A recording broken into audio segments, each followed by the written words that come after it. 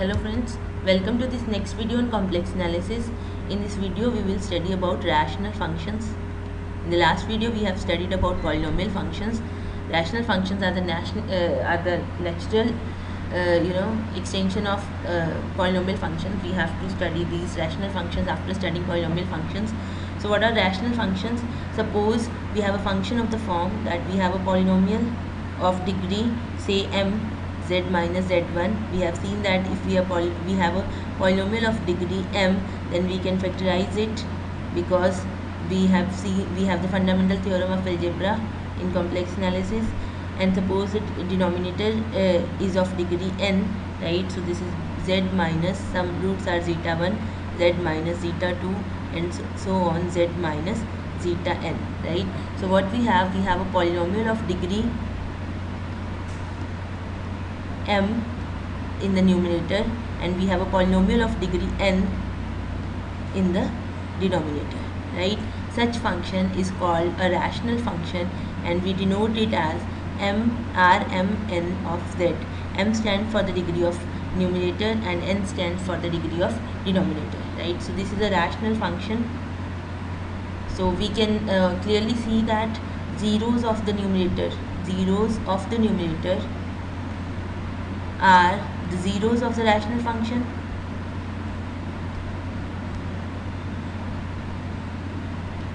Okay, you can see that if at z is equal to z1, this term is 0, so this whole rational function is 0 at z1, right?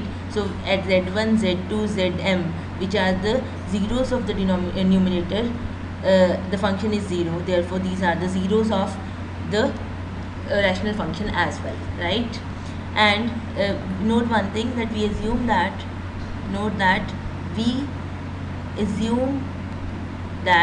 the common factors are being cancelled. Okay, what does that mean? Means that if we have a rational function as z minus 1 into z minus 2 divided by z minus 1 into z minus 3, then instead of writing it like this, we will always write it as z minus 2 upon z minus 3. That is, we will not keep the common factors in the denominator and numerator, right? Okay, so first thing to note about the rational functions is that zeros of the numerator are zeros of our rational function. And now what about the zeros of the denominator? Zeros of the denominator. So whenever the denominator is 0, okay, at zeta 1, the denominator is 0, okay, so we have, and this zeta 1 is not a root of the numerator because we have cancelled it, we don't have a common factor. So we have something like this, something non-zero upon 0 at zeta 1. The value of the rational function is like this, so that is infinite.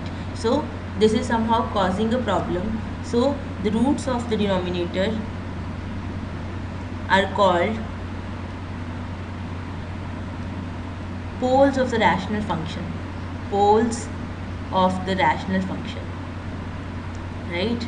So these poles, we will see that they are of pretty much importance in complex analysis. These poles, we will again and again hear this terminology, poles and poles and poles, and so many times, right? So you have to note that what are the poles? Poles of rational functions are the roots of the denominator of the rational function, and you have to make sure that you have cancelled the common factor. Just let us look at an example. For example, if we want to know what are the poles of this particular rational function, 3z plus 3 iota into z square minus 4 divided by z minus 2 into z square plus 1 whole square. So you don't have to say like this, that the roots of the denominator are 2 and plus minus iota twice, right? So this is wrong answer. Why? Because first you have to check whether there is any common factor between denominator and numerator, right? So just factorize it. First factorize the denominator as well as numerator.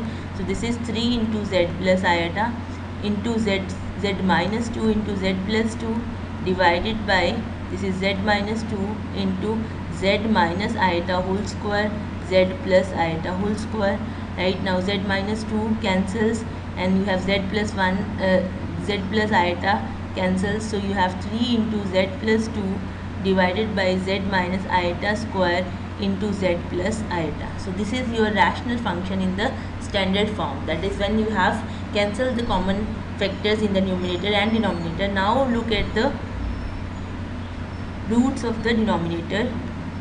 What are the roots of the denominator? They are z minus iota square is equal to 0, that is z is equal to iota, that is a root twice, and z plus iota is equal to 0, that is z is equal to minus iota.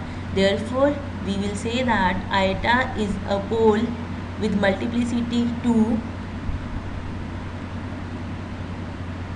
and minus iota is a pole with multiplicity 1. Okay, so whenever you want to know what are the poles of a rational function, you have to make sure that the rational function is in the standard form. Means that you have cancelled the common factors, right? Now you can note one thing, this particular rational function, you can note one thing about this particular rational function. I'll write it down. So you have this rational function 3 into z plus iota into z square minus 4 divided by z minus 2 into z square plus 1 whole square, and we have seen that this thing is z3 into z plus 2 divided by z minus iota whole square into z plus iota, right? So what I can do, I can write it in the partial fraction form. The degree of the numerator is 1 and the degree of the denominator is 3 here. So you can write it like this, something a upon z minus 2, a upon z minus iota plus b upon z minus iota square plus c upon z plus iota, right? So whenever you have degree of the denominator more than the degree of the numerator, you can always write the partial fraction of the rational function. So let us write down the partial fraction of a rational function. Let us consider one example. This thing we will use in the coming videos, that's why we are just revising. Suppose we have this rational function 3z square plus 4z minus 5 divided by z minus 2 into z plus 1 into z plus 3. Degree of the denominator is 3 and the degree of the numerator is 2. So you can write the partial fractions. How you can write? This is a upon z minus 2 plus b upon z plus 1 plus c upon z plus 3. You have to note I have here written a upon z minus iota, b upon z minus iota square. This is what the partial fraction will be of the form when you have a square quadratic term in the denominator. Here we don't have any quadratic term, all are the linear terms, so these will be the partial fractions, right? Now you have to compute a, b and c, right? That is very simple to compute. What you can do, you can just write it like this, 3z square plus 4z minus 5 is equal to a into z plus 1 into z plus 3 plus b into z minus 2 into z plus 3 plus c into z minus 2 into z plus 1. So basically what I have done, I have added these things. I have taken the LCM and these factors will cancel. Now you can compare the coefficients to compute a, b and c. You can actually compute and you will find out that a is coming out to be 1, b is coming out to be 1 and c is coming out to be 1, right? So this is how you can make the partial fractions of a rational function. Okay, so we have a generalization, we have a theorem which says us how we can actually make the partial fractions of a rational function. So we state that theorem, right? We will end this video with this theorem and we will use it again and again throughout the course. So what is this theorem? This theorem says that suppose we have a rational function of the form a0 plus a1z plus a2z square plus so on am z raised to power m divided by bn z minus zeta 1 is a root with the multiplicity d1, z minus zeta 2 is a root with the multiplicity d2 and so on, z minus zeta r is a root with the multiplicity dr. So degree of the denominator is, how much is the degree of the denominator is? It is d1 plus d2 plus dr, and what is the degree of the numerator? It is m, right? Now suppose that the degree of the denominator is more than degree of numerator. Okay, so this theorem you can apply only when degree of the denominator is more than degree of the numerator. Then this theorem says that you can actually write Rm and Z as some constant. I will write that constant a01 divided by z minus zeta 1 raised to power d1 plus a11 divided by z minus zeta 1 raised to power d1 minus 1 plus a1 a12 divided by z minus zeta 2 raised to power d1 minus 1 and so on plus a1d1 divided by z minus zeta 1 raised to power 1. Here it will be d1 minus 1. Okay, and then come back to this second factor. It will be a2 naught divided by z minus zeta 2 raised to power d2 plus a21 divided by z minus zeta 2 raised to power d2 minus 1 and so on plus a2 d2 minus 1 divided by z minus zeta 2. Okay, and so on. You can keep on doing like this, and in the last you have a naught r divided by z minus zeta r raised to power dr and so on. You have ar dr minus 1 upon z minus zeta r. Okay, so this is how you can make the partial fractions of a rational function. Right here, these things, they are constants. This theorem says that they are constants, and this theorem also tells us how to compute these constants. Okay, first of all, I'll just give you an example. Before telling you how to compute these constants, I'll give you an example that how to write a factorization of a particular rational function. Suppose we have a rational function 3z plus 2 divided by z minus 1 square into z minus 2 square into z minus 3. So this theorem says that you can write it as we have roots 1, 2 and 3, right? So you can write it as a1 naught divided by z minus 1 square plus a11 divided by z minus 1, right? Okay, now these two terms correspond to the first factor, plus then you come to the second factor, a2 naught divided by z minus 3 square plus a naught a12 divided by z minus 3. Okay, these two terms correspond to the second factor, plus the third factor is linear, so we have a3 naught divided by z minus 3, right? So this is how this factorization can be used. Now this theorem tells us that you can actually compute these constants as this, right? These constants are nothing but asj. This can be computed as limit z tending to zeta j derivative of sth derivative of with respect to z, sth derivative of z minus zeta z raised to power dj into r m n z, right? So let us prove this thing. We will not actually prove this, we will just verify this thing, that this is the technique to compute the constants, right? So we have this formula. Let us just verify this. We'll take one example. Suppose I have this example, r of z is equal to 4z plus 4 divided by z into z minus 1 into z minus 2 whole square, right? I want to make the partial fraction, so first I'll check the degree of the denominator, that is 4, and the degree of the numerator is 1, so I can actually use that theorem. So I have this 4z plus 4 divided by z into z minus 1 into z minus 2 whole square. I can write it as a01 divided by z plus, the first factor is linear, so I have only one term. Then the second term, a2 naught, we have z minus 1, again the second factor is linear, so I have only one term. Then third is a3 naught upon z minus 2 square plus a31 upon z minus 2, right? So these are the terms. Suppose I want to compute this a naught, right? So what I can do, I can multiply both sides with z. Okay, to compute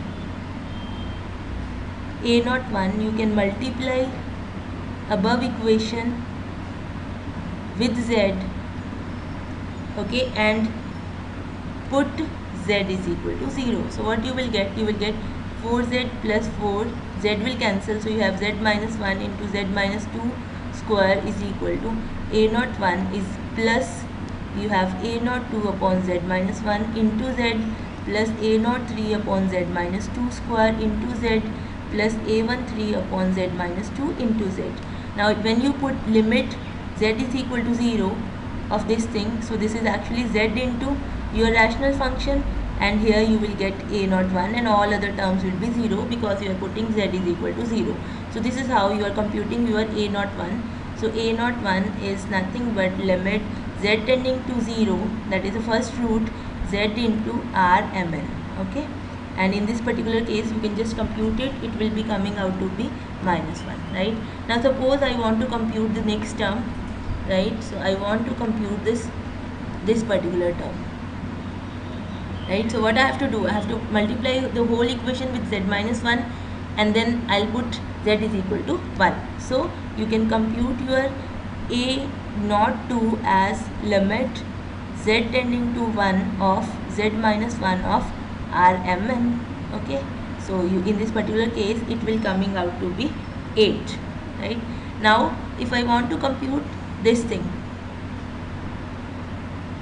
this particular thing, so what I can do, I can just multiply with z minus 2 square, right? You can multiply with z minus 2 square and then you have to compute a naught 3, to compute a naught 3 you can multiply with z minus 2 square. On the left hand side you have limit z tending to 2 z minus 2 square into Rmn, and on the right hand side here this will contain a factor of z minus 2, this will contain, this will not contain, and this will contain. On the right hand side you have a naught 3, right? Okay, now how to compute this a13? Now if you multiply it with, if you multiply this particular thing with z minus 2 square, right? So this is like this. Multiply that equation with z minus 2 square.